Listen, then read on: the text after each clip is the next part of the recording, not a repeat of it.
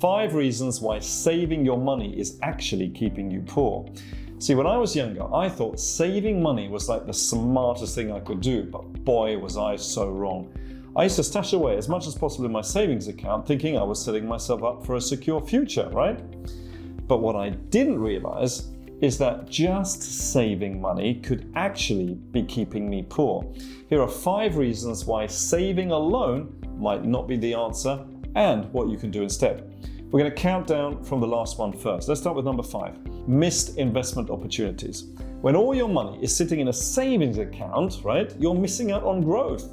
I used to leave all my money in a regular savings account thinking it was the safest option. But at the end of the year, I'd be so disappointed to see the measly tiny amount it had made in interest. Almost none, right? Because I was saving. Of course, that's because most basic bank accounts in the UK give you really low returns. For instance, Barclays offers around 3% as of Jan 2025. That's why I started looking into investing and realized how much I had been losing out on by not putting even a small portion of my savings into, I don't know, stock market or cryptos. Imagine you had £5,000 sitting in a standard saving account for the last 10 years. With a typical interest rate of around 3% a year, that $5,000 might now be around $6,746, right, after 10 years. So your total interest earned around $1,746. But now invest the same $5,000 into the S&P 500, which has typically given us 10% over the last 10 years, then your $5,000 will grow to $13,535, so a profit of $8,535. This is £6,789 more than just letting your money sit in that savings account. But now, let me tell you something even better. If you had put that same $5,000 into an S&P 500, giving you an average return of 10% a year, just the same as just now, but now you add £100 monthly on top, and you do that for 10 years, your money could grow to $34,000. So you get a profit of £17,019. This is £27,000 more than just relying on your savings. That gives you just 3% return. And what if I told you it gets even better? We're going to use a stocks and shares ISA, an individual savings account, to invest into the S&P 500. Why? Because the ISA is tax-free. So your $34,000 is now entirely tax-free. You keep every single penny. So let's compare again. If you put $5,000 into a savings account, you get only $6,746 in 10 years, and you pay tax on that. As opposed to $34,000 invested in the S&P 500 through tax-free stocks and shares ISA, no tax. Isn't that huge? Okay, number 4, you are not building what's called passive income. Let's say you have a great job where you make about £100,000 per year. Now you work, 45, 50 hours a week, and you make £2,000 a week from your salary. But here's the catch. You have to be physically working to earn that money, right? If you get sick or you need a break or anything else, you lose the money, unless you have your sick leave, of course, and that doesn't always cover everything, right? So if you're sick and you can't work, you might lose out on that £2,000 for the week. And you can't afford to just take it easy and still make money unless you're actively working. Now, let's look at passive income. This is the key. Money that you can make without working. That's passive income. Now imagine that you invest £10,000 in crypto and it grows by 36 to 72% a year. By the way, this is what we teach. That's what we do. Now that means that every year you could make an extra £15,000, 15,554 to be exact, and that is using the example of in between the two, so 45% return every year without doing anything extra. You don't have to sit in front of your computer or work 24/7 to make that money.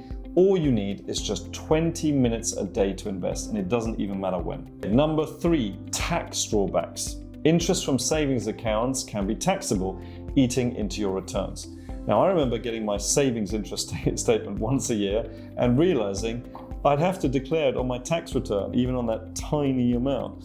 The interest was so low to begin with, and then I had to pay tax on it too. What a blow. I'll give you an example. Imagine earning £200 in interest from your savings account.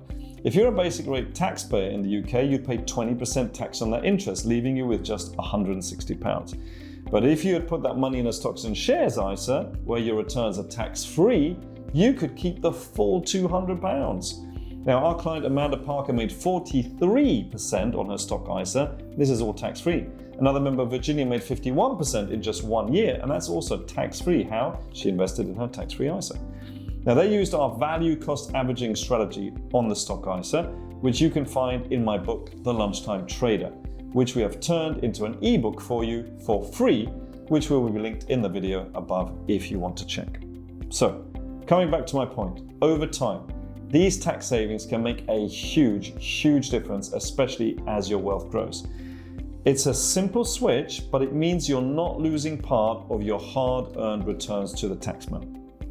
All right, we're getting to number 2 now, which is low interest rates.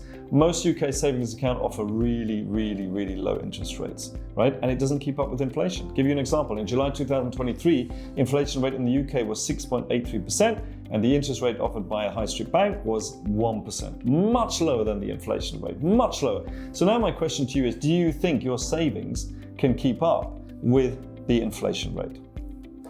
And here it is. We now come to the biggest reason. Number 1. Inflation erodes value. Over time, inflation reduces the purchasing power of your money. One of the biggest shocks that I had was realizing that the thing that I was saving for right today would actually be more expensive by the time I had saved enough money, and I'd have to save even longer. Okay, here's an example. Say you have £5,000 in a savings account with 3% interest rate. After a year, you'd earn £150 in interest. Then I have to pay tax on that. However, if inflation is 6%, your £5,000 now has the buying power of just £4,700. So while your balance might say £5,150, what it can actually buy has decreased to just £4,700, effectively costing you £450 in real value. It's not a gain of £150, it's a loss of £450. So while it might appear that you're growing your money, in reality, it's lost value. So investing in assets that grow faster than inflation can help you avoid this problem. And that's why I decided to look for higher yield strategies like great blue chip companies and recently, of course, AI stocks. It made a world of difference. So instead of just saving my money, I am growing my money. Listen, the truth is, saving money, it's a start, but it shouldn't be the end goal. It's essential to save for emergencies and short-term needs, yes, but if you really want to build wealth, you need to make your money work harder for you, and that's investing. And the harder the better. Start small if you need to, open an ISA, explore index funds, or even consider investing in yourself, like learning a new skill that could boost your income. Because the real way to stop being poor isn't just saving more, it's growing what you already have. I repeat, it's growing what you already have. Now, if you found this helpful, please subscribe to our channel to learn how.